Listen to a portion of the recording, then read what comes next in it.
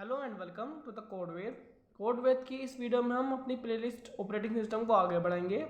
Operating system के बारे में उसकी डेफिनेशन को जानने के लिए, उसकी एवोल्यूशन और उसके टाइप्स को जानने के लिए, बैच ऑपरेटिंग सिस्टम और मल्टी प्रोग्रामिंग ऑपरेटिंग सिस्टम को जानने के लिए आप हमारे चैनल की प्लेलिस्ट को वॉच आउट कर सकते हैं। तो इस वीडियो में हम पढ़ेंगे time sharing operating system. Time sharing operating system क्या होता है, उसकी एडवांटेज क्या होती हैं, डिसएडवांटेज क्या होती हैं, उसको एक ग्राफ्स के थ्रू, इसके डायग्राम के थ्रू हम समझेंगे, जिससे आप एग्जाम में उससे अच्छे से एक्सप्लेन करके आ पाए। ठीक है, तो इस वीडियो में इंट्रोडक्शन के लिए इतना ही। इस वीडियो में अब आगे बढ़ते हैं। तो टाइम शेयरिंग की सबसे पहले हम डेफिनेशन पढ़ लेते हैं, उसके बाद हम इसको डायग्राम से अच्छे से समझेंगे। तो इसमें क्या कहते हैं, multiple jobs are implemented by the CPU switching between them. मतलब हमारी जो मल्टीपल जॉब्स हैं वो बार बार स्विच होती रहती हैं। अगर जैसे मान लो एक से ज़्यादा हमारे पास सीपीयू के पास जॉब है, वो किस जॉब को पहले करेगा, किस जॉब को बाद में करेगा, उसको देखने के लिए हम स्विच करते रहते हैं। ठीक है, between them but the switches occur so frequently so the user receive an immediate response. ठीक है, ये वही कह रहा है कि अपनी जो हमारी मल्टीपल जॉब्स होती है उनको स्विच कैसे करते हैं। टाइम शेयरिंग ऑपरेटिंग सिस्टम है वही करता है, क्योंकि यहाँ पे क्या करता है, ऑपरेटिंग सिस्टम टाइम शेयर करता है। हमारा जो ऑपरेटिंग टाइम है वो उसको शेयर कर देता है। ठीक है, the main difference between the time sharing and the multi programming batch system is that the multi programming batch system the objective is maximum processes.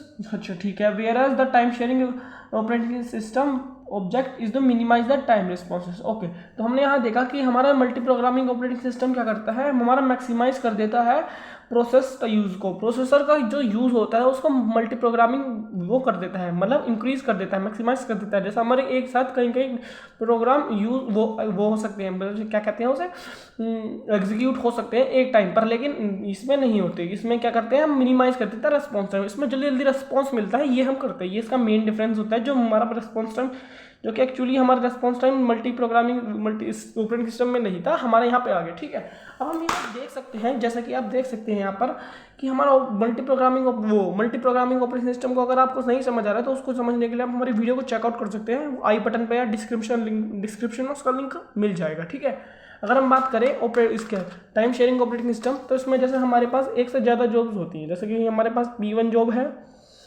P2 job है, P3 जॉब है। ठीक है, अब हमारी ये जो जॉब है ये कुछ यूनिट्स चलेंगी। इसमें हम जब हम ऑपरेटिंग सिस्टम पढ़ते हैं उसमें हम शेड्यूलिंग करते हैं तो हम यूनिट्स लिखते हैं, यूनिट्स। ठीक है, हम यहाँ पर ये नहीं बताते ये सेकंड्स है, मैक्रो सेकंड्स है या मिनी सेकंड्स है, कुछ भी हो सकते हैं। ठीक है, तो मान लो ये 2 यूनिट्स है, ये 5 यूनिट्स है और ये 7 यूनिट्स प्रोसेस को चाहिए एग्जीक्यूट होने के लिए, फुल एग्जीक्यूट होने के लिए इनको इतने इतने सेकंड्स चाहिए। तो हम यहाँ देख सकते हैं कि इनको इतने इतने तो चाहिए, लेकिन हमारा जो काम होगा वो कैसे होगा। तो हमारे कुछ शेड्यूलिंग प्रोसेस होते हैं जो हम आगे आने वाली वीडियो में सही से समझेंगे। उनको 4 प्रोसेस तरह के होते हैं।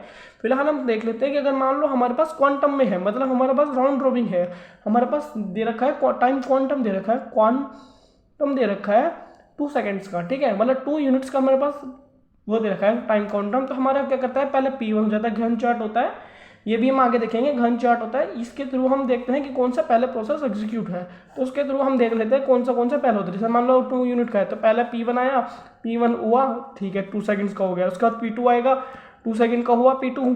ठीक है, उसके बाद P2 कितना खत्म हो गया, P2 2 सेकंड का, इसे तो 0 होगा, ये 2 सेकंड का खत्म हो गया, कितना होगा 3 सेकंड का बचा, 4 और 2 3। ठीक है, अब ये P3 खत्म हुआ, इसके बाद P3 आ गया, अब ये 2 चला, ये भी 4 हो गया और ये 6 हो गया। ठीक है, ये इतना हमारा टाइम चल रहा है यहाँ पे। ठीक है, अब ये 7 से हो गया 5।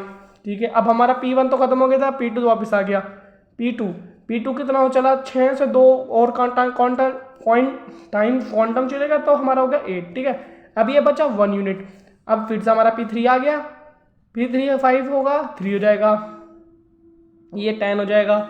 ऐसे करते करते हमारा ये, अब ये देखो, ये बस 1 यूनिट बचा, तो हमारा बस ये 1 यूनिट चलेगा। भले ही हमारे पास टाइम क्वांटम 2 था, लेकिन वो चलेगा बस 1 यूनिट। अब उसके बाद हमारा P3 आएगा, अब P3 तो पूरा नहीं कट जाएगा। ठीक है, अब कह सकते हो कि इसे हम P2 मतलब 2-2 करके चला सकते हैं हम, लेकिन हम सीधा इसे 3 भी लिख सकते थे। ठीक है, वैसे मैंने 2-2 करके आपके लिए लिख दिया यहाँ पर, यहाँ पर मैंने लिख दिया। ठीक है, अब हम देख सकते हैं टाइम शेयरिंग में क्या होता है, हमारा जो प्रोसेस थे एक ही CPU के ऊपर मल्टीपल प्रोसेस हैं, तो मल्टीपल प्रोग्राम्स हैं, अब उसको हम स्विच कैसे करेंगे, इसको हम यहाँ देखते हैं हम टाइम शेयरिंग ऑपरेटिंग सिस्टम में।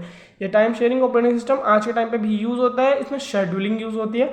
तो ये कुछ इंपॉर्टेंट पॉइंट्स है जो आप लिख सकते हैं, जैसे कि ये शेड्यूलिंग यूज़ करता है, ठीक है।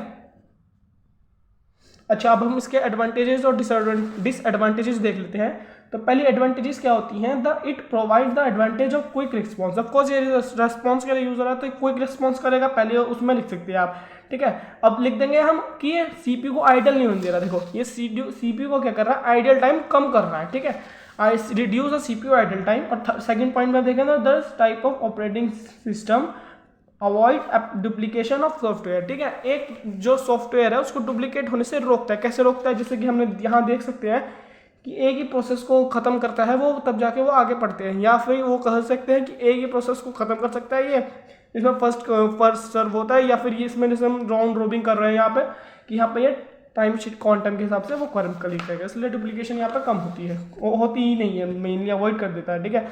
टाइम शेयरिंग है, अब इसकी disadvantage, sorry, time sharing has problem of reliability, ठीक है। रिलायबिलिटी में इसमें कम प्रॉब्लम होती है क्योंकि हमारा यहाँ पे क्या है, शेड्यूलिंग के हिसाब से हम करना पड़ता है, क्योंकि हमारा टाइम शेयरिंग कर रहे हैं तो हमें पता नहीं, मान लो हमारा एक प्रोसेस है जो बहुत जल्दी करना है, उसमें हमारी राउंड रोबिंग लग रही है, तो यहाँ पे हमारी रिलायबिलिटी में कमी आती है। प्रॉब्लम ऑफ जब राउंड रोबिंग क्या होती है, टाइम प्रायोरिटी शेड्यूलिंग क्या होती है, ये सब आगे डाली वीडियो पर देखेंगे, उनको देखने के लिए वीडियो को लाइक करें।